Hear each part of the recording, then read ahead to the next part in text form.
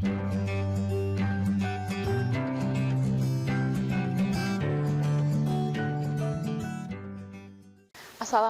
warahmatullahi wabarakatuh. Senang sekali bertemu kembali dengan saya, Reza Rezdiana, dalam pembelajaran IPA. Nah, untuk hari ini kita akan mempelajari materi kelas 7 mengenai suhu, kalor, dan perpindahannya.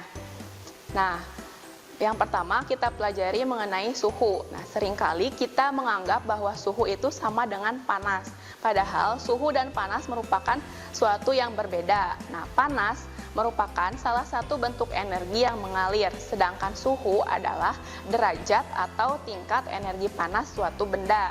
Jika suhu rendah, maka tingkat energi panas benda adalah rendah. Sedangkan jika suhu tinggi, tingkat energi panas benda juga tinggi. Nah, alat yang digunakan untuk mengatur suhu adalah disebut termometer.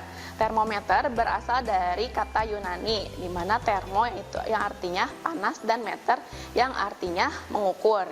Sedangkan jadi termometer itu merupakan alat ukur suhu yang merupakan derajat panas. Nah, prinsip kerja dari termometer yaitu sifat termometrik zat, volume zat akan berubah apabila dipanaskan atau didinginkan.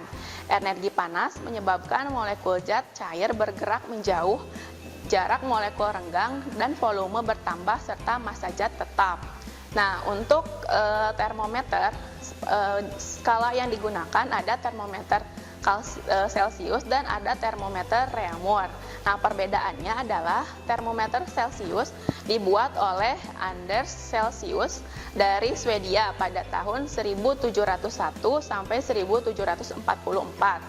Titik tetap atas menggunakan air yang sedang mendidih, yaitu 100 derajat Celcius, sedangkan titik tetap bawahnya menggunakan air yang membeku atau es yang sedang mencair dengan suhu 0 derajat Celcius.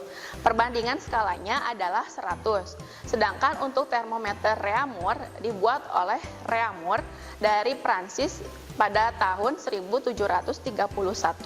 Titik tetap atas menggunakan air yang mendidih dengan suhu 80 Reaumur. Titik tetap bawahnya menggunakan es yang mencair dengan suhu 0 derajat Reaumur. Perbandingan skalanya adalah 60 derajat Reaumur. Nah, untuk satuan suhu selain ada Celcius dan Reaumur, ada juga Fahrenheit dan Kelvin. Nah, untuk suhu sendiri sistem satuan internasionalnya adalah Kelvin. Nah, suhu derajat Celcius titik bakunya itu adalah 0, sedangkan titik didihnya adalah 100. Untuk Reaumur titik bakunya 0 dan titik didihnya 80. Untuk Fahrenheit titik bakunya 32 dan titik didihnya 212 derajat Fahrenheit. Untuk Kelvin, titik bakunya adalah pada suhu 273 Kelvin dan titik didihnya adalah 373 Kelvin. Nah, jika kita akan melakukan konversi terhadap satuan suhu, misalnya dari Celcius akan merubah ke Reaumur, maka dibuat perbandingan di mana jika kita mengubah dari Celcius ke Reaumur menggunakan rumus 4/5 dikali suhu Celciusnya. Jika merubah dari Celcius ke Kelvin, maka tinggal menjumlahkan suhu derajat Celcius dengan 273 yang merupakan titik beku dari Kelvin. Dan rumus lainnya tertera pada tabel berikut ini. Nah, rumus tersebut berdasarkan pada perbandingan titik beku dan titik didih dari skala tersebut. Nah, kemudian kita masuk ke pembelajaran mengenai kalor. Kalor adalah bentuk energi yang berpindah dari benda yang suhunya tinggi ke benda yang suhunya rendah ketika kedua benda bersentuhan. Nah, satuan dari kalor adalah joule atau disingkat J. Nah, pengaruh kalor terhadap suhu. Jika suatu zat menyerap kalor, maka suhunya akan naik. Sebaliknya, jika suatu zat melepaskan kalor, maka suhunya akan turun. Nah, dalam kalor ada yang disebut dengan kalor jenis. Kalor jenis adalah banyaknya kalor yang dibutuhkan untuk menaikkan suhu 1 kg zat sebesar 1 derajat Celcius atau 1 Kelvin. Kemudian ada istilah kapasitas kalor, yaitu kemampuan suatu zat untuk menyerap kalor untuk menaikkan suhu menjadi 1 derajat Celcius lebih tinggi. Nah, kalor dapat menyebabkan perubahan wujud zat. Nah, perubahan wujud zat bisa bersifat kebalikannya. Misalnya dari zat padat ke zat gas itu disebut dengan menyublim. Sedangkan dari zat gas ke zat padat disebut mengkristal. Perubahan suhu dari zat gas ke zat cair disebut mengembun. Sedangkan perubahan wujud zat dari zat cair ke gas disebut menguap. Nah, kemudian dari perubahan zat dari padat ke cair disebut mencair atau melebur. Sedangkan dari cair ke padat disebut membeku. Nah, perubahan wujud zat itu didasarkan pada menerima atau melepaskan kalor. Nah, misalnya perubahan wujud zat yang melepaskan kalor adalah dari proses membeku, di mana air yang wujudnya cair berubah menjadi berwujud padat dalam bentuk es. Nah, jadi dalam proses pembekuan itu terjadi pelepasan kalor. Nah, contoh lainnya adalah dalam pengembunan dan pengkristalan. Nah, sedangkan perubahan wujud zat yang memerlukan kalor adalah misalnya perubahan wujud dari cair dari padat ke cair atau disebut dengan mencair. Nah, jadi jika suatu es menerima kalor, maka dia akan mencair, atau proses penguapan dan penyubliman merupakan contoh perubahan wujud zat yang memerlukan kalor. Nah, kemudian ada yang disebut dengan kalor laten. Kalor laten adalah kalor yang dilepas atau diserap suatu zat saat perubahan wujud zat. Satuannya adalah J per kilogram. Kalor laten terdiri dari dua, yaitu kalor lebur. Yang pertama kalor lebur atau lambangnya adalah L. Nah, kalor lebur ini sama dengan kalor beku, ya, dengan rumus L sama dengan Q per M, atau Q sama dengan M per L, M dikali L. Ya, selanjutnya, nah tadi ada kalor beku, maka ada kalor lebur. Kalor lebur adalah kalor yang diperlukan oleh satu satuan massa zat padat untuk mencair atau melebur pada titik leburnya. Titik lebur adalah suatu zat ketika melebur. Sedangkan kalor beku adalah kalor yang diperlukan oleh suatu zat massa zat cair untuk membeku pada titik bekunya. Titik beku adalah suhu zat ketika membeku. Nah, ada yang disebut dengan kalor uap. Kalor uap memiliki lambang U atau sama dengan kalor embun. Kalor uap adalah kalor yang diperlukan oleh suatu satuan massa zat cair untuk menguap pada titik didihnya. Titik didih adalah suhu ketika mendidih. Kalor embun adalah kalor yang diperlukan oleh suatu satuan massa gas untuk mengembun pada titik embun. Titik embun itu sendiri artinya adalah suhu zat ketika mengembun. Nah, penguapan dapat dipercepat dengan cara pemanasan atau penaikan suhu. Misalnya, saat kita menjemur pakaian di bawah sinar matahari. Nah, pakaian yang basah artinya banyak mengandung air. Nah, supaya berubah menjadi uap atau menjadi gas, maka kita jemur di terik matahari.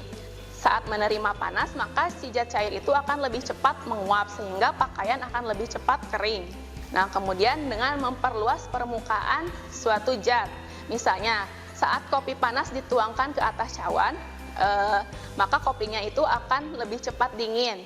Atau misalnya saat kita menjemur pakaian yang basah, dengan kita membentangkan pakaian atau memperluas permukaannya, maka akan lebih cepat terjadi penguapannya. Nah, kemudian mengalirkan udara di atas permukaan zat cair atau mengurangi tekanan udara yang ada di permukaan zat cair. Contohnya dengan meniup kopi yang masih panas akan mempercepat penguapan atau proses pendinginannya. Nah, selanjutnya adalah proses mendidih. Zat cair dikatakan mendidih jika gelembung-gelembung uap terjadi di seluruh zat cair dan dapat meninggalkan zat cair. Titik didih dipengaruhi oleh tekanan udara di atas permukaan zat cair dan jenis zat. Nah, jika kita bandingkan proses menguap dan mendidih, nah saat menguap zat cair naik ke udara atau berubah menjadi gas. Nah, sedangkan pada saat menindih ada gelembung-gelembung uap di dalam permukaan zat cair. Nah, selanjutnya adalah teori asas Black, di mana teori asas Black ini berbunyi kalor yang diterima oleh suatu zat sama dengan kalor yang dilepas oleh suatu zat, atau dengan rumus Q lepas sama dengan Q terima. Nah, yang selanjutnya adalah perpindahan kalor. Perpindahan kalor ada 3 cara, yaitu dengan konduksi, konveksi, dan radiasi. Cara yang pertama yaitu konduksi. Konduksi adalah perpindahan kalor melalui suatu zat tanpa disertai perpindahan partikel-partikel zat tersebut. Contohnya, saat kita memanaskan logam. Nah, logam akan menjadi panas, tetapi tidak ada perpindahan dari si logam maupun dari perubahan partikel dari logam maupun dari api. Kemudian, penghantar kalor yang baik disebut dengan konduktor. Nah, contoh konduktor ini adalah besi, baja, tembaga, seng, dan aluminium, atau dikatakan dengan jenis logam. Berbagai jenis logam merupakan konduktor yang baik. Nah, sedangkan penghantar kalor yang buruk disebut dengan isolator. Nah, jadi isolator ini tidak dapat menghantarkan kalor dengan baik. Contohnya adalah kayu, kaca, wol, kertas, dan plastik, atau berbagai jenis bahan yang non-logam. Selanjutnya, perpindahan panas atau perpindahan kalor secara konveksi, yaitu perpindahan kalor melalui zat disertai perpindahan partikel zat tersebut. Nah, konveksi terjadi karena perbedaan massa jenis zat. Konveksi terjadi dalam zat cair dan gas, misalnya saat kita mendidihkan air. Nah, contoh lainnya adalah saat terjadinya angin laut, di mana angin laut ini terjadi pada siang hari dan bergerak dari laut yang bertekanan tinggi ke daratan yang tekanan udaranya lebih rendah, atau juga terjadi pada angin darat yang terjadi pada malam hari, di mana tekanan udara yang lebih tinggi di daratan itu mendorong angin ke laut yang tekanan udaranya lebih rendah dan terjadi pada malam hari. Nah, contoh lainnya adalah sistem pada pendingin mobil atau radiator serta pembuatan cerobong asap. Contoh lain yaitu pada lemari es. Nah, selanjutnya adalah perpindahan kalor secara radiasi atau pancaran. Nah, radiasi adalah perpindahan kalor tanpa zat perantara atau medium. Jadi tanpa adanya perantara. Jadi perpindahan kalor yang terjadi secara langsung. Contohnya adalah radiasi dari sinar matahari sampai ke bumi. Jadi matahari bersinar atau memancarkan radiasinya sampai ke bumi. Nah, permukaan hitam atau kusam merupakan permukaan yang menyerap dan memancar radiasi yang baik. Sedangkan permukaan putih dan mengkilap merupakan penyerap dan pemancar radiasi yang buruk. Termoskop adalah alat yang digunakan untuk mengetahui adanya pemancaran kalor. Nah, selanjutnya adalah pemanfaatan kalor dalam kehidupan sehari-hari. Nah, prinsip kalor ini digunakan dalam berbagai alat yang sering kita gunakan dalam sehari-hari. Misalnya dalam sebuah panci, pegangan dan tutup panci terbuat dari plastik yang merupakan konduktor, yang merupakan isolator atau tidak dapat menyerap atau menghantarkan kalor yang baik, sehingga saat kita pegang itu tidak akan panas. Sedangkan bagian pancinya terbuat dari logam dan biasanya mengkilat, yang merupakan terbuat dari bahan konduktor atau penghantar kalor yang baik. Begitu juga pada setrika, bagian atasnya atau bagian pegangan terbuat dari plastik sehingga bersifat isolator, dan bagian bawah logamnya itu yang merupakan konduktor. Atau contoh lainnya adalah pada termos. Nah, demikian materi mengenai suhu, kalor, dan perpindahannya.